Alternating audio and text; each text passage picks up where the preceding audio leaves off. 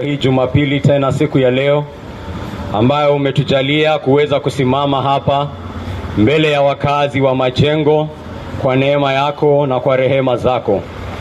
Asanti kwa ile kazi ambayo unaifanya katika ulimwengu, hata kuwaita wengi Mungu Baba kuja kwako ili wapate kukujua wewe na wapate kumjua mwana wako Yesu Kristo. Asanti kwa ile kazi unayoifanya, na hata tunapotazamia kumuona mwana wako uso kwa uso Mungu Baba, tunakushukuru kwa hii huduma uliotujalia Mungu wangu. Na ni ombi letu Mungu wangu mwenyezi kwamba halitafanywa bure, halitafanywa katika ubatili, lakini katika kutangazwa kwa neno lako ambalo umelihifadhi Mungu wangu, wengi watapata kukujua wewe na mwana wako Yesu Kristo, na kwa hiyo watapata kuokolewa. Kwa jina la Yesu Kristo naomba nikiamini. Injili ya Yesu Kristo ni habari njema. Injili ya Yesu Kristo ni habari njema kwa ulimwengu unaoangamia. Injili ya Yesu Kristo ni habari njema kwa ulimwengu unaoangamia, na ni chombo cha Mungu kuokoa watu kutoka huo ulimwengu unaoangamia. Na kuhakikishia siku ya leo, Biblia inaeleza kwamba huu ulimwengu unaangamia. Biblia inaeleza kwamba huu ulimwengu unapotea, na dawa yake iko pekee katika Yesu Kristo. Kutangazwa kwa hii injili yake ndiyo chombo, ndiyo silaha ya Mungu anayotumia kuokoa watu kutoka pingu za uongo, kutoka pingu za shetani, kutoka pingu za dhambi, ili wapate kuja katika wokovu ulio katika Yesu Kristo mwana wake. Nasoma kutoka kitabu cha Yohana mlango ni wa 8, na ninaomba kwamba utanisikia. Kuna ndugu ambaye aliambiwa kuhusu Yesu Kristo, anaitwa Nathanieli, na akaliposikia Yesu Kristo anatoka pale Nazareti. Nazareti ilikuwa ni kama Kibera. Anasikia Yesu Kristo anatoka mtaani kama Kibera, akasema kuna kitu kizuri inaweza toka Nazareti kweli? Nini kizuri inaweza toka Kibera kweli? Unaniambia Masia ametoka Kibera? Yule aliyemwita akamwambia Nathanieli, njoo ukajionee. Wewe njoo ukajionee. Njoo wewe mwenyewe ukajionee. Nakwambia siku yangu ndugu ya leo, nakwambia umeambiwa mambo mengi kuhusu Yesu Kristo.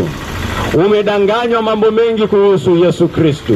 Uongo kuhusu Yesu Kristo ulimwenguni umezidi, umetapakaa. Na ni kwa sababu yule muovu anatawala ulimwengu huu, na lengo lake ni kufunga macho ya watu wasipate kuona ukweli wa Yesu Kristo, wasipate kuona uhuru ulio katika Yesu Kristo, wasipate kuona ile nuru ambayo iko ndani ya Yesu Kristo, kwa sababu hataki uokolewe, hataki utolewe pingu zako, anataki ubaki pale pale. Ndio maana anakuja anakuambia Mungu hazai na Yesu Kristo ni mwana wa Mungu. Ndio maana anakuja anakuambia Yesu Kristo ni mtu tu na Yesu Kristo ni Mungu haswa. Ndio maana anakuja anakuambia Yesu Kristo ni mwalimu peke yake, ilhali Yesu Kristo ameumba ulimwengu. Uongo wa shetani ulimwenguni umekita mizizi. Hataki watu wamjue mwana wa Mungu. Anataka watu wabaki katika pingu zao za uongo. Na hii injili ni habari njema ambayo Mungu anatumia ili kuokoa watu kutoka hizo pingu za shetani. Njoo ukajionee ndugu yangu. Njoo ukajionee. Njoo ukajichambulie. Mungu amekupa akili. Na nakuhakikishia yeyote anayekuja na moyo wa kweli, yeyote anayekuja na moyo ambao hauna chuki, haujajiamulia mapema, amekuja tu kubishana, amekuja tu kuleta vita, amekuja tu kusema Yesu Kristo ni bure. Sasa utajuaje ukweli ukikuja hivyo? Ukienda pale kotini na ushaamua huyu jamaa ni muongo, sasa utaweza kusikiza ushahidi kweli? Ushahidi utaletwa mbele yako na utakuwa umefunga masikio kabisa, hausikii chochote. Ushahidi unawekwa mbele yako, lakini wewe ushaamua huyu Yesu Kristo si mwana wa Mungu. Hata niambiwe aje, hata ushahidi uletwe mbele yangu aje, hata ajionyeshe, hata ang'ae mbele yangu, mimi nimesema yeye si mwana wa Mungu na ni mimi nimesema. Watu wanajifunga macho yao, watu wanafungwa masikio yao, watu wanafungwa roho zao na uongo wa ule muovu na chuki ambayo anaweka mioyoni mwao. Anaweka chuki, anajaza chuki pale. Hata mtu akipata kusikia anasema unasema ati mwana wa Mungu, toka hapa wewe. Hataki kusikia mambo ya mwana. Mungu hana mwana, anasisitiza. Wanadanganyana, wanasema watu wasisome Biblia. Biblia ni uongo. Kuna Biblia 10, kuna Biblia 27, kuna Biblia sijui ngapi. Unamletea tu, unamweleza hivi, hataki kusikia, ashaamua. Anasema mbona hii tafsiri inasema hivi, mbona hii tafsiri inasema hivi, na mimi namchukulia kitabu yake na namtolea tafsiri zake 10 za hiyo kitabu yake, na bado anasema hii ni tofauti. Tofauti kivipi ndugu yangu? Tofauti kiaje?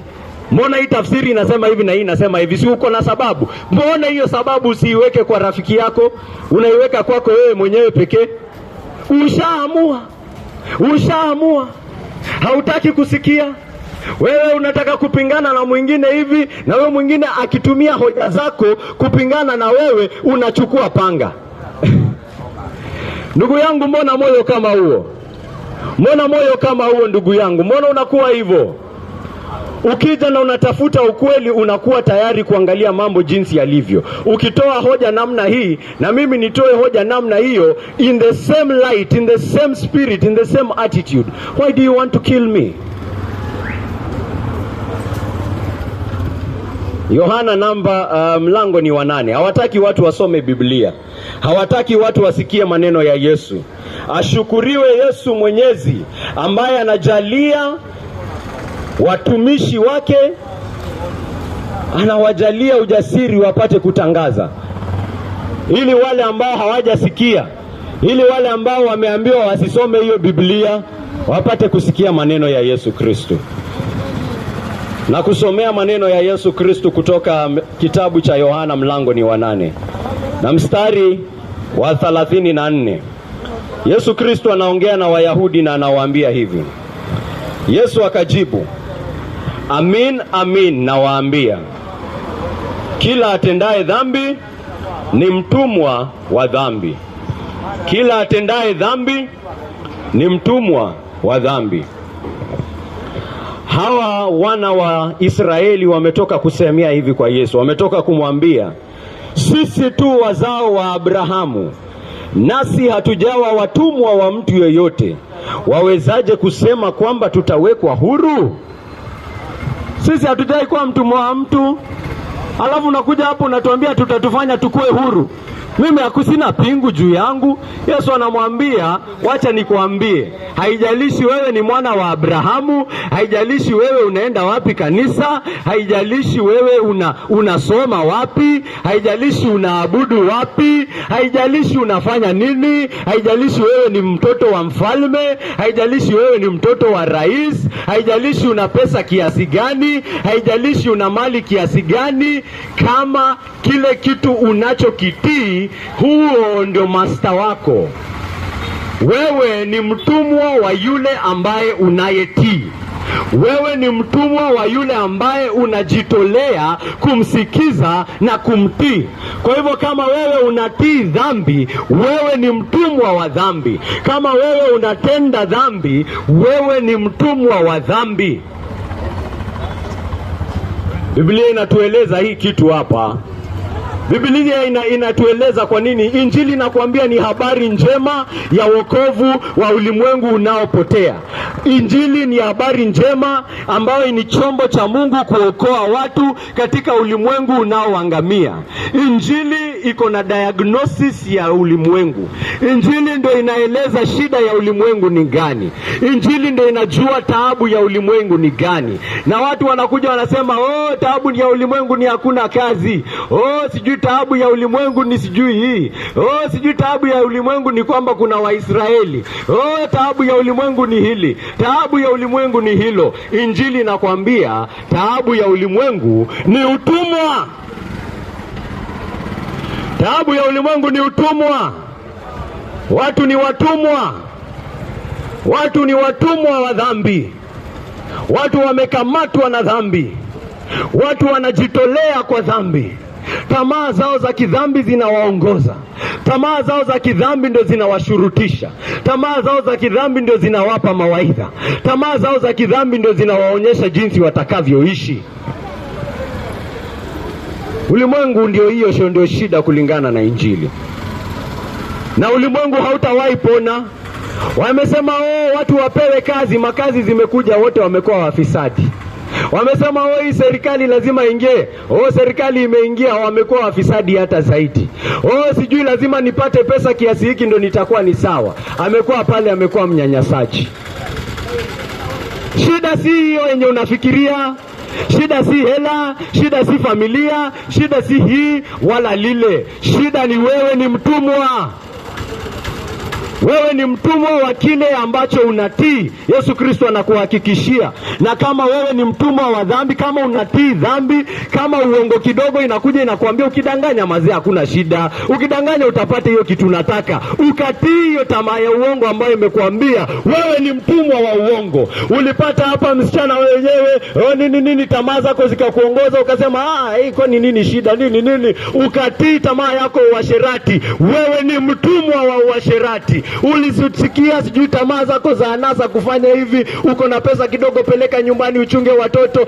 Ukasema wacha niende nishike bia 2 zikakuwa bia 10, ukamaliza pesa yote, sasa school fees hata hujalipa. Wewe ni mtumwa wa ulevi.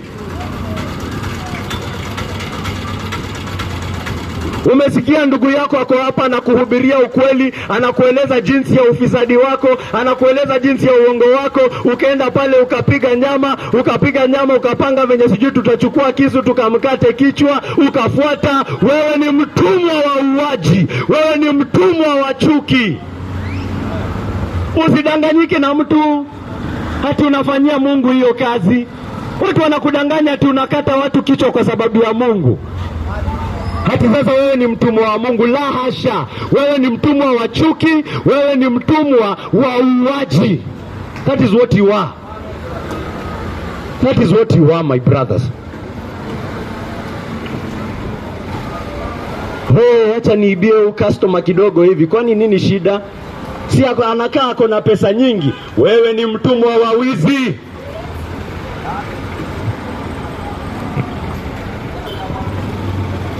Wewe ni mtumwa. Inakuambia na wewe unafanya nini?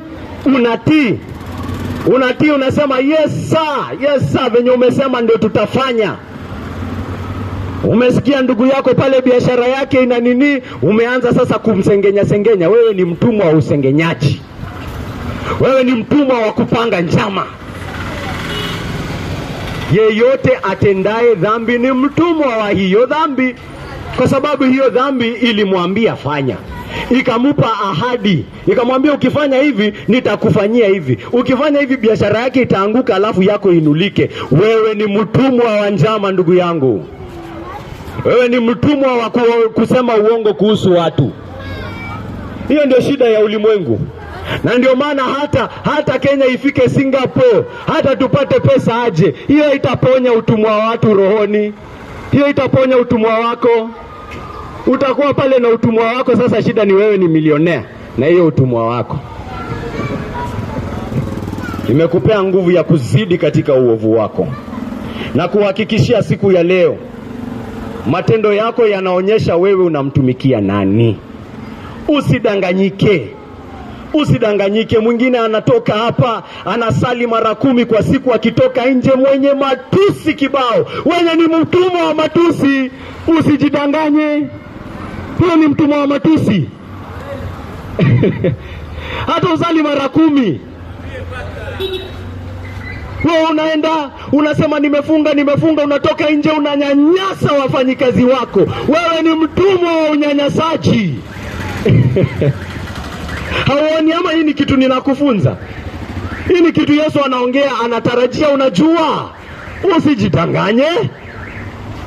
Usijidanganye. Unaenda unatoa shilingi 100 pale, unaenda unaiba 1000 kule. Wewe ni mtumwa wa wizi. Hata utoe pesa yako yote ache. Hata utoe zaka yako yote aje. Ndugu yangu, ninakwambia matendo yako yanakuonyesha wewe unamtumikia nani. Na Biblia inasema sisi wote ni watumwa wa dhambi.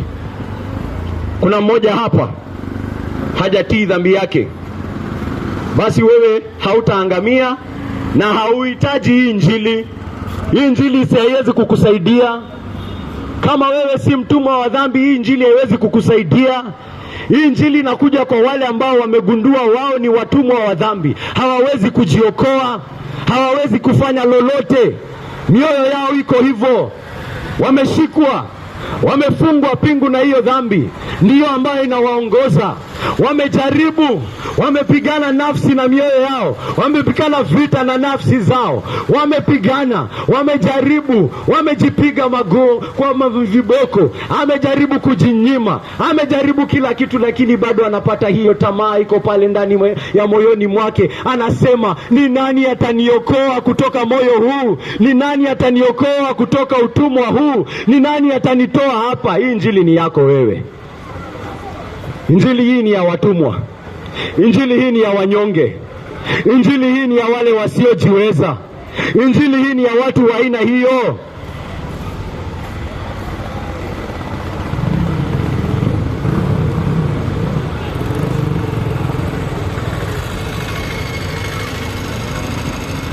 Na kuhakikishia ndugu yangu, matendo yako yanatuonyesha wewe ni mtumwa wa nani.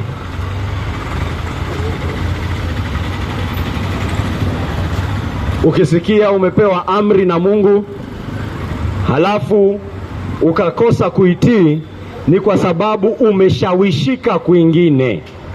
Umeshawishika kwingine. Umeshawishika kwingine. Wacha niiseme kwa njia ambao wengi wanaielewa. Yule ambaye anajipanga asubuhi kuamka kusali, anaamka kusali, lakini anasema wacha nibaki kitandani. Sini kwa sababu ameshawishwa na usingizi. Sini usingizi umemshawishi na akabaki pale. Sio mtumwa wa usingizi. Mtumwa wa kulala huyo. Kulala ndio inamuongoza maisha yake. Kulala ndio inamwambia leo kama tunaamka, usingizi ukiisha ndio tutaamka. Usingizi ukiisha ndio tutafanya kazi. Usingizi ukiisha ndio tutaanza kutafuta pesa. Usingizi ukiisha ndio wewe ni mtumwa wa usingizi. Na tunawaitanga wavivu wao, watumwa wa usingizi. Si ameshawishika na usingizi wake?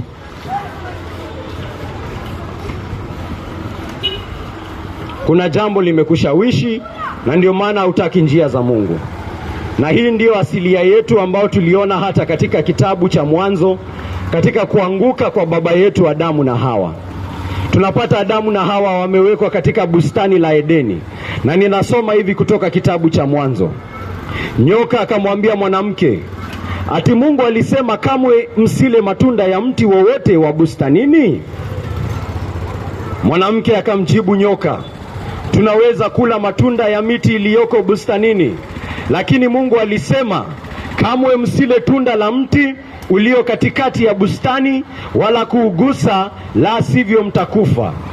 Lakini nyoka akamwambia mwanamke, yani akamshawishi mwanamke, hakika hamtakufa, kwa maana Mungu anajua ya kuwa wakati mtakapo yala, macho yenu yatafumbuliwa, nanyi mtakuwa kama Mungu, mkijua mema na mabaya. Ameshamishiwa na uongo, ameshawishiwa na kiburi chake. Ameambiwa uoni linakaa tamu, litakufanya ukue kama Mungu. Mungu anawadanganya, Mungu hawapendi. Wachana na hizo nini za Mungu, wachana na venye Mungu anasema. Wewe kula bwana, mtakuwa kama Mungu. Mwanamke alipoona ya kuwa tunda la mti huo lilikuwa nzuri na chakula la kupendeza macho, tena linatamanika kwa kujipatia hekima, basi akafanya nini? Akachuma katika matunda yake akala, na pia akampa mumewe aliyekuwa pamoja naye, naye pia akala. Alishawishika, akatii tamaa yake. Na hiyo ndio uongo wa shetani ambao unaendelea hadi siku ya leo. Anashawishi watu kwa kuwadanganya. Anawaambia usifanye hivyo. Fanya hii bana utapata pesa. Fanya hii bana utajienjoy. Fanya hii bana, Mungu hakutakii mema, tena anakuambia utafurahia katika kumtii. Achana na stori za Mungu bwana. Ati Mungu anakuambia lazima umwamini mwana wake Yesu Kristo. Achana na hizo stori za Mungu. Wewe unaweza fanya mambo yako wewe. Unaweza ongeza mizani. Unaweza ongeza mizani ifike makilo. Ufake makilo zako za matendo mema, usimame mbele ya Mungu. Achana na hizo stori za Mungu. Hizo ni mastori za abunuasi bwana. Kwani Yesu ulisikia wapi Mungu anazaa tangu lini? Anashawishi watu. Na wewe unafanya nini? Unashawishika. Usifikiri kwa nini uko na hatia. Sina, kwa sababu umeshawishika. Hata wakati nuru inaposimama waziwazi mbele yako, unachukia nuru kwa sababu tayari ushashawishwa na uovu wako. Ushashawishika na chuki yako. Ushashawishika na dharau lako. Hautakuwa convinced na anything. Hata Mungu angesimama mbele yako ungemtemea mate.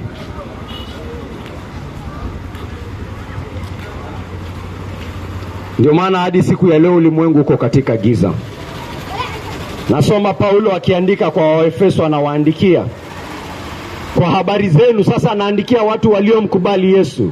Anaandikia watu ambao wameokolewa. Anawaambia kwa habari zenu mlikuwa wafu katika makosa na dhambi zenu, ambazo mlizitenda mlipofuata namna ya ulimwengu huu na za yule mtawala wa ufalme wa anga, yule roho atendaye kazi sasa ndani ya wale wasiotii.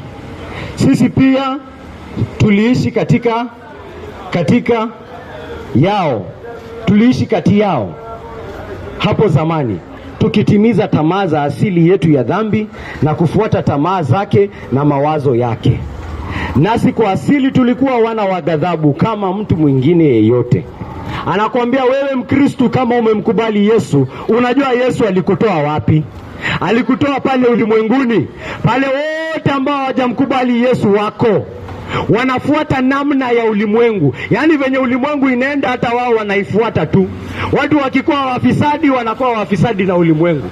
Watu wakikuwa waongo wanakuwa waongo na ulimwengu.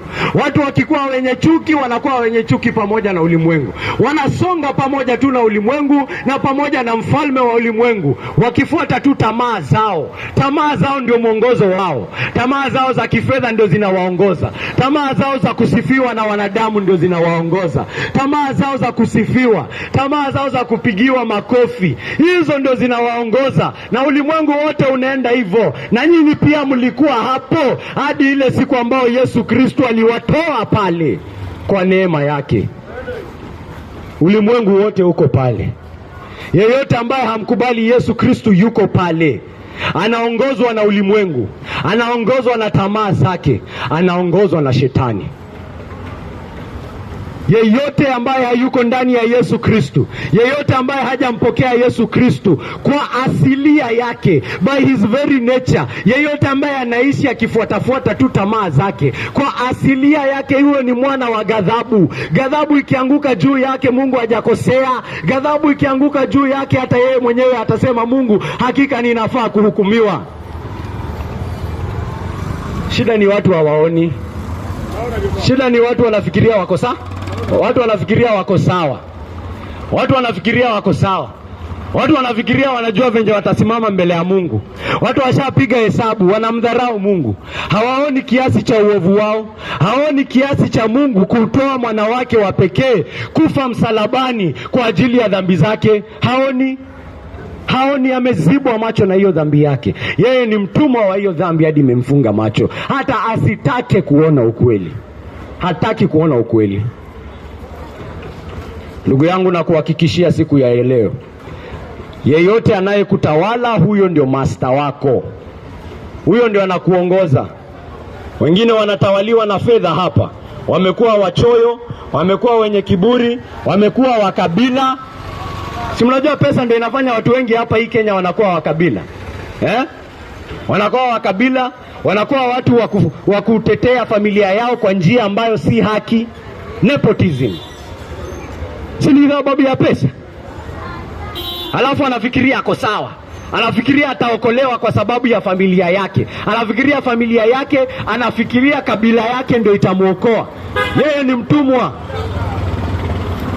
Kama wewe ni mtumwa wa tamaa mbaya, umeanza kukua mtu wa wivu, umeanza kukua watu wa kutamani mali ya wengine, inafika kiasi cha kwamba hata mtu akiinuka unakasirika. Watu wengine wanaanza kukuja kwa Mungu kwa sababu wanasikia ati Mungu atawapea mapesa na manini. Ako pale kazi yake ni kutoa sacrifice, sijui nini. Anatoa ati ndio Mungu afanye. Kwani Mungu analipwa? Kwani Mungu anapewa bribe? Unahonga Mungu, unampea Mungu rushwa. Mwambie Mungu, si nilitoa, sasa fanya kitu bwana. Kwa sababu gani? Yeye ni mwenye tamaa. Anaongozwa na hiyo tamaa yake. Anafikiri yuko pale kanisani, lakini ni tamaa bado inamtawala.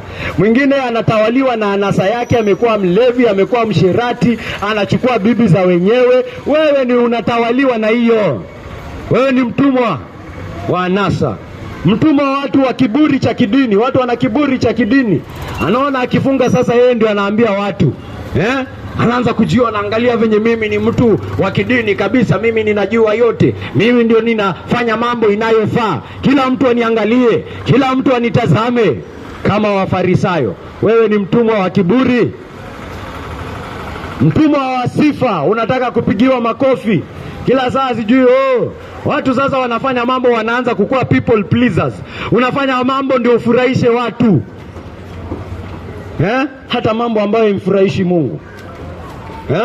Watu unapata wasichana wanatembea hivi, wanavaa nguo sijui inakaa aje.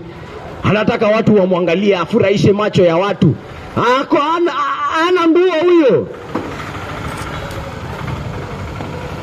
Anataka kupigiwa makofi, ameiweka pale kote kote Instagram, anataka watu wamuone nini. Ni mtumwa wa kupigiwa makofi. Angalia pale inampeleka. Hiyo ndio inamuongoza. Analala usiku anasema, "Oi, kuna ule mwenye alinitusi, kuna ule mwenye alisema mimi mwili yangu pole." Kuna mwingine hiyo ndio kazi yake. Hata huyo mwenye anatusi wengine, wewe pia ni mtumwa wa chuki. Na kuhakikishia siku ya leo, ndugu yangu, lile ambalo unatii, huyo ndio master wako. Ndugu yangu, usiwe mgonjwa kiasi cha kukosa kuona. Ndio maana injili inatangazwa. Injili inatangazwa kwa sababu watu ni wagonjwa na hawajui. Injili inatangazwa ili ufunguliwe macho, upate kuona. Wewe na hizo kazi zote unafanya, wewe na hiyo pesa yako yote, wewe na hizo makofi zote unapigiwa, wewe na hiyo kufunga yako yote, wewe na hizo sala zako zote, wewe na hizo safari zako zote kwenda Saudi Arabia, wewe na hizo kazi zote unafanya, bado wewe ni mtumwa wa dhambi. Bado wewe ni mwana wa ghadhabu. Bado wewe unafaa ghadhabu ya Mungu. Bado wewe unafaa hasira ya Mungu. Bado wewe unahitaji wokovu wa Yesu Kristo. Unahitaji. Mungu kumtuma mwana wake si kwa sababu ati alikosa kazi ya kufanya. Ni kwa sababu yako wewe, alikuwa anakuonea huruma. Ni kwa sababu yako wewe, kwa sababu alikuwa anataka kukuokoa. Ni kwa sababu yako wewe, kwa sababu anakupenda, ndugu yangu. Wewe mtumwa wa dhambi, wewe, ndio maana Yesu Kristo alikufa. Wewe mtumwa wa dhambi, ndio maana Yesu Kristo alijitoa pale msalabani akaibishwa. Watumwa wa dhambi wanafaa kuaibishwa, ndio maana Yesu Kristo aliaibishwa. Watumwa wa dhambi wanafaa kuteswa, ndio maana Yesu Kristo aliteswa. Watumwa wa dhambi wanafaa kuuawa. Wao ni wana wa ghadhabu, hiyo ndio kitu kinakufaa. That is what you deserve under the righteous wrath of God. Hiyo ndio inakufaa, unafaa kuuawa. Kifo cha milele, moto wa milele. Watakaoingia pale, Biblia inasema hicho ndio kifo cha pili, the second death. Kuna kifo kinakuja, na ni kwa wale wote ambao hawako ndani ya Yesu Kristo. Ndio maana injili hii inatangazwa, ndugu yangu.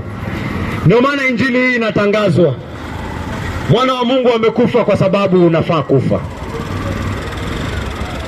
Mpokee mwana wa Mungu. Pokea mateso aliyoteswa. Sema hayo mateso ni kwa sababu yangu. Mwana wa Mungu hakutenda dhambi. Yeye alikuwa anaponya watu. Yeye alikuwa anawaambia watu ukweli, ukweli kama kwamba yeyote atendaye dhambi yeye ni mtumwa wa dhambi. Hakudanganya, hakuna uongo ulipatikana mdomoni mwake. Kubali mateso aliyopokea kama mateso yako. Kubali matusi aliyopokea kama matusi yako. Ni kwa sababu wewe ndio unafaa kutusiwa, unafaa kukejeliwa, unafaa kuaibishwa, kwa sababu wewe ni mtumwa wa dhambi. Hiyo ndio kitu unafaa. Soma sheria ya Mungu. Watu wanasema wamesoma Torati. Wanasema sisi tunaamini Torati. Umeisoma Torati? Umesoma mambo ambayo Torati inasema inafaa kufanya washerati? Umesoma Torati ya Mungu inasema inafaa kufanyiwa nini wauaji? Unasoma Torati ya Mungu imesema nini kuhusu hayo mambo yote? Hayo ni mambo yanayokufaa, ndugu yangu. Hayo ni mambo yanayokufaa. Ndio maana Yesu Kristo alikuja akabeba kiboko ambacho kinakufaa. Hicho ni kiboko chako alikuwa anabeba, ndugu yangu. Usikatae. Usikatae ndugu yangu. Usikane ndugu yangu. Usikatae kazi ambayo mwana wa Mungu amefanya. Ameshuka kutoka kuume kwa Mungu. Ameshuka kutoka raha zake pale juu mbinguni. Ameshuka. Amechukua mwili. Mwana wa Mungu amechukua mwili. Wengine wanafikiria Yesu alianza ile siku alizaliwa. La hasha. Aliumba ulimwengu. Hakuna chochote kilichoumbwa pasipo yeye. Malaika waliumbwa kwa mkono wa Yesu Kristo. Mbingu na ardhi ziliumbwa kwa mkono wa Yesu Kristo. Manabii wote waliumbwa kwa mkono wa Yesu Kristo. Mitume wote, hata wale ambao wanamdharau Yesu Kristo, wale ambao wanadanganya kuhusu Yesu Kristo, hao wote wanaliumbwa naye Yesu Kristo. Yesu Kristo ni muumbaji.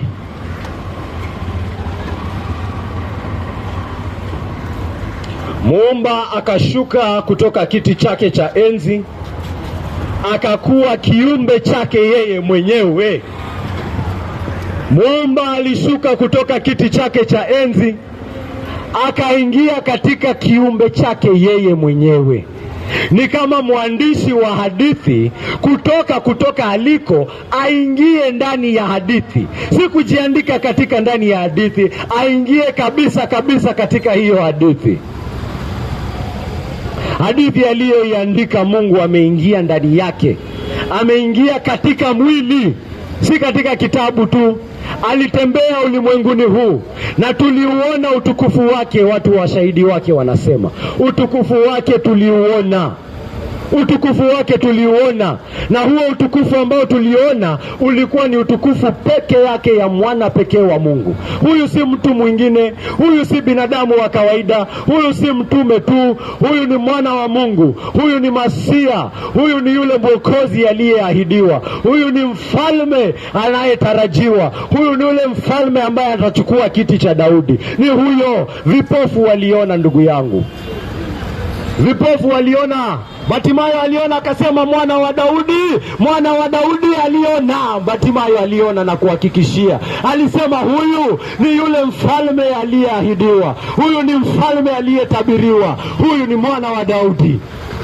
Ndugu yangu, na kuhakikishia hata Warumi waliona. Yule Mrumi ambaye alikaa pale chini ya msalaba, aliangalia matukio yote yaliyofanyika, akaangalia huo msalaba, akamwangalia Yesu akining'inia pale, akamwona Yesu damu yake inamwagika pale, na yule jeshi akasema, hakika huyu ni mwana wa Mungu. Mwana jeshi Mrumi, yeye si Mwisraeli, huyo si Mwisraeli, huyo hajui mambo ya Kiisraeli. Na akasimama chini, akamwona yule ananing'inia, akamwona yule amedungwa misumari, akamwona yule ametandikwa viboko, akamwona yule amevishwa taji la miba, na akasema, hakika huyu ni mwana wa Mungu. Mwizi alikuwa amekaa kando ya Yesu pale, akaona yale matukio yote, akaona mambo yale ambayo Yesu Kristo anasema pale, akasema, Mungu nikumbuke utakapoingia katika ufalme wako. Ndugu yangu, hata mwizi sugu aliona. Mwizi sugu aliona, huyu hapa amekufa kwa ajili yangu. Mwizi sugu aliona, ndugu yangu. Kwa hivyo wewe mwizi sugu, ndugu yangu, na kuhakikishia kuna tumaini kwako. Huyu ni mwizi sugu hadi amesulubishwa.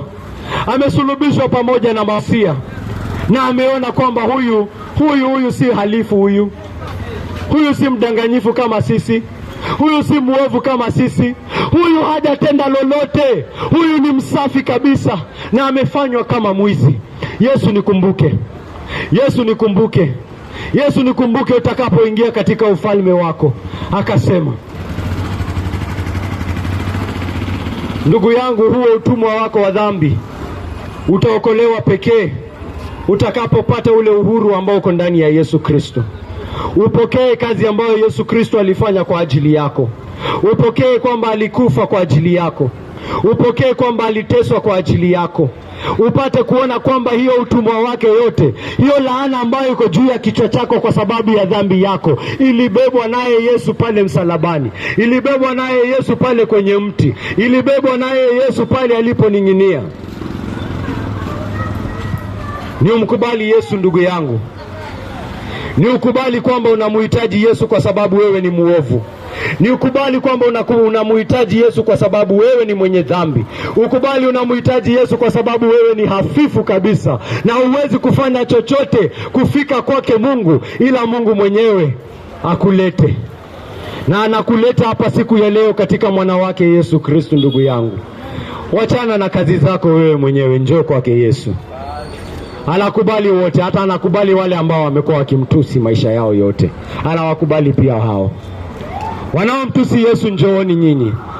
Alikufa kwa ajili ya hayo matusi. Ni hayo matusi yalimweka msalabani. Kwa hivyo anakuita na mikono ambayo inamwagika damu, anakuambia, mzee wangu, njoo nakupenda. Baba yangu, njoo nakupenda. Mama yangu, njoo nakupenda. Njoo. Usiogope kuja ati kwa sababu ulinitusi. Usiogope. Njoo. Nimekufa kwa sababu ya hiyo matusi. Usiogope. Isikukalie kwa roho yako ati nimelifanya hivi, nikafanya hivi, hadi nikaenda nikatusi watumishi wa Bwana. Ndugu yangu, hiyo isikusimamishe. Ndugu yangu, hiyo isikusimamishe. Alikufa kwa sababu hizo vitu unafanya. Njoo jinsi ulivyo. Njoo ukilia. Njoo na moyo mnyofu. Njoo na moyo unayotubu. Njoo ndugu yangu. Usiseme nimepanga njama, hata mkono wangu umetumika, nimeua wengine. Ndugu yangu, wewe muuaji ndio Yesu anataka. Si ndio maana alikufa? Si wauaji ndio wanasemekana wanafaa kukatwa katika sheria? Kwa hivyo wewe ndio Yesu alikufa kwa ajili yako. Njoo. Njoo ndugu yangu wewe. Na kuhakikishia siku ya leo, injili hii ni kwa sababu ya wenye dhambi. Tunatangaza hii injili kwa ajili ya wenye dhambi. Tunatangaza hii injili ambao wenye dhambi wanaoelekea motoni wapate kumjua Yesu Kristo, wapate kujua neema ya Mungu, wapate kujua rehema za Mungu, wapate kuonja rehema za Mungu katika Yesu Kristo. Ndio maana tuko hapa siku ya leo. Ndio maana tunatangaza ukweli huu. Damu iliyobubujika pale ni damu ya mwana wa Mungu. Damu iliyobubujika pale inatosha. Damu iliyobubujika pale inaosha. Damu iliyobubujika pale inatosha. Damu iliyobubujika pale inaosha kabisa, inafanya 100%, ndugu yangu. Inasafisha kila kitu. Inaosha, inasafisha, inang'arisha kabisa, ndugu yangu.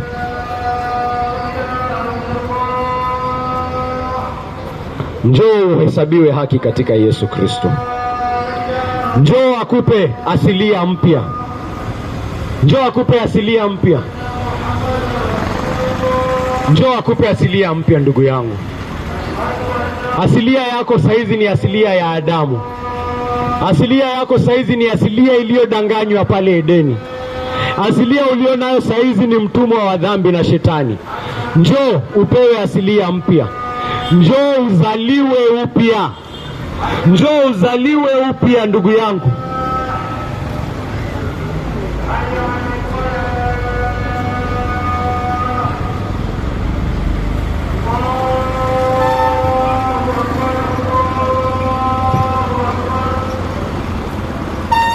Ndugu yangu, nakuita njoo.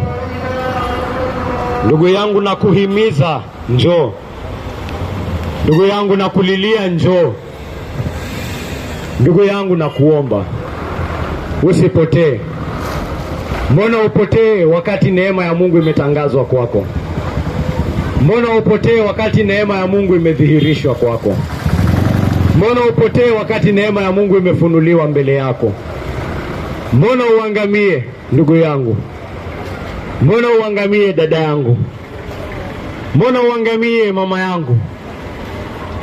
Nakuita njoo. Nakulilia njoo. Nakuhimiza njoo.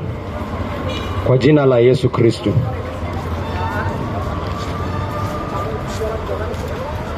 Damu bubujika ni ya Imanueli, wakioga wenye taka usafi wa kweli, usafi wa kweli, usafi wa kweli, wakioga wenye taka usafi wa kweli, usafi wa kweli, usafi wa kweli, wakioga wenye taka usafi wa kweli, usafi wa kweli, usafi wa kweli, wakioga wenye taka usafi wa kweli. Mungu Baba Mwenyezi, Mungu wa milele, tunakuja mbele yako jioni hii ya leo. Tunakushukuru we Mungu wangu Mwenyezi kwa sababu ya upendo wako na rehema zako ambazo umetujalia katika Yesu Kristo. Mungu wangu, asante Mungu Baba kwa sababu nuru yako inafunuliwa katika ulimwengu. Asante kwa sababu nuru yako Mungu Baba inawaka katika mioyo yetu. Na asante sana Mungu Baba kwa sababu umetutuma kama vyombo vya hii nuru yako ili tuitangaze, ili nuru ipate kuwaka katika mioyo ya wengi Mungu Baba, wapate kuona kwamba ulimwengu huu Mungu Baba unaangamia, na Mungu Baba umenyosha mkono wako Mungu Baba ili watu wapate kukujua wewe, ili watu wapate kumjua mwana wako Yesu Kristo, ili watu wapate kukombolewa kutoka dhambi zao, ili watu wapate kupata asilia mpya katika Yesu Kristo. Mungu wangu, Nakushukuru we Mungu wangu kwa sababu umefanya kazi hii. Nakushukuru kwa sababu umetujalia neema kubwa kama hii. Hatufai wokovu Mungu Baba, hatufai. Tunafaa kutupwa katika lile ziwa la moto ambaye shetani anaingia Mungu wangu. Hilo ndio tunafaa Mungu wangu. Na ni katika neema yako Mungu Baba ndio umenyosha mkono wako Mungu Baba, ukatutoa katika utumwa wa dhambi, ukatutoa katika utumwa wa ulimwengu, ukatutoa katika utumwa wa shetani. Na Mungu Baba ukatuamrisha tusonge mbele, tuwe vyombo vyako Mungu Baba, vya wengi kuokolewa, vya wengi kupata kutoka katika hizo pingu Mungu wangu. Mungu Baba, kuna wengi ambao wako hapa ambao hawamjui Yesu. Mungu Baba, kuna wengi wako hapa hawakujui wewe Mungu wangu. Mungu wangu, wengine wanadharau mambo yako, wengine Mungu Baba wanadharau mambo ya mwana wako. Mungu Baba, kuna wengi wanasema hata hakuna Mungu Mungu wangu. Lakini Mungu wangu, tunajua kwamba neno lako umesema ni kama silaha. Umesema kwamba neno lako Mungu Baba ni kama moto. Umesema Mungu wangu, neno lako ni kama upanga unaokata pande zote mbili Mungu wangu.